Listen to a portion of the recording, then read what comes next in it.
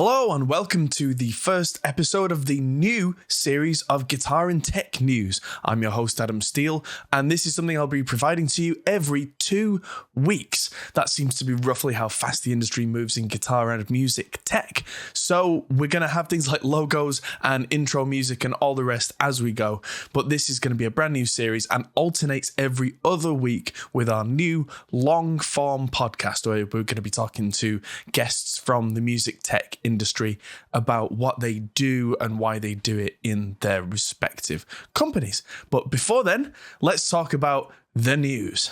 Darkglass were recently majority acquired by Korg, and whether this is part of that or not is up for speculation. But their newest pedal is the B1K, which seems to be a further distillation of their classic B7K and B3K range, the 7 being very hands-on with the EQs, B3K having less controls, and the B1K now having even more simplistic setup, with, on the front at least, level and drive being the only controls.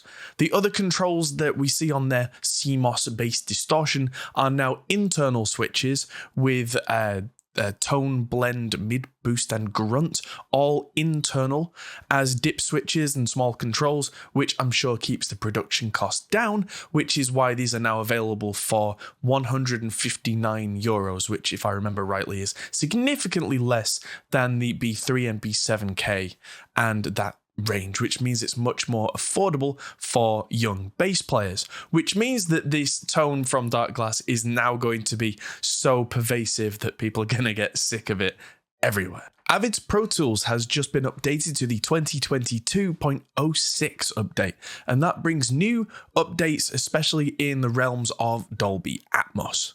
The new immersive audio style that everybody's now working with and jumping on that bandwagon, it looks like Avid are trying to refine their process there. Apparently the updates mean that now you can do Dolby Atmos re-renders offline, you can do channel-based mixes such as 5.1 or binaural without having to go into the Dolby Atmos renderer again and do an online bounce. However, Pro Tools is still not M1 Apple Silicon native, so hopefully we see that update very soon. Otherwise, Avid may see themselves losing more users over time. Arturia, having recently released their FX Collection 3, have now released their Everything Bundle, which is their Sound Explorers Collection Belladonna Edition, which is a very fancy name, but that includes everything that they do, including the V Collection 9, the FX Collection 3, which includes some very cool filters, preamp emulations, delays, plate reverbs, all that kind of stuff. There's also all of their preset packs. The additional sounds are all sorted by genre and available in that pack, which comes on a 256GB SSD drive for those who don't have super fast connections, because that is a lot to download for a lot of people in a lot of places. That's available now and is available at the price of €789 for those who want it. UAD Spark has been updated to now include the classic Pultec emulations, which arguably should have been something that was there in the first place, but is now there and is also native Apple Silicon, as are the rest of the UAD Spark plugins. UAD seem to have done that fairly quickly, which suggests that they may have been working on M1 compatibility in the background before Spark was released to the general public. But this now means that whether you have a PC or a new or an old Mac, you can now run a lot of the UAD plugins without an Apollo interface or one of the satellite or PCI card bundles, so you can do this entirely natively. And the Pultec was always one of the most celebrated UAD plugins, so now it's interesting to see that that's available. Spark is $12.99 a month starting price with a 14-day free trial. Synth makers Future Retro have announced that they are closing their doors after 25 years of business.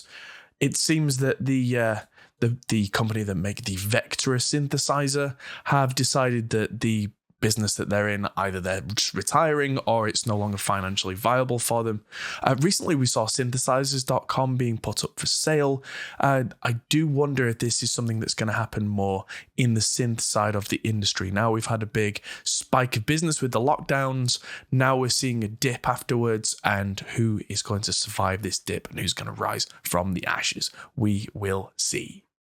And finally, the company Delta MIDI has produced their 001 Model D, which is a hardware controller for a soft synth, specifically the Mini Moog Model D. So this is something that can control with analog pots, a digital synth. Now, this is something that's on Kickstarter and is available at €188 currently, which is a lot of money for a USB controller, but may well have its niche because it's not rotary pots, it's very much analog encoders, and may suit the hybrid workflow kind of person who only actually wanted hardware synths because of their physical tactile controllability, but wants the flexibility of software synths.